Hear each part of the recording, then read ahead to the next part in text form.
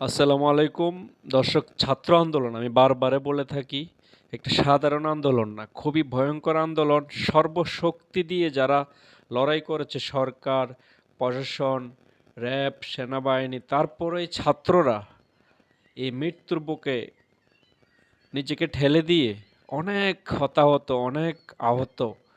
আপনি কি ভাবতে পারেন? একটু চিন্তা করে দেখেন, যা কয়েকদিন আগেও মানুষ কল্পনাও করে নাই।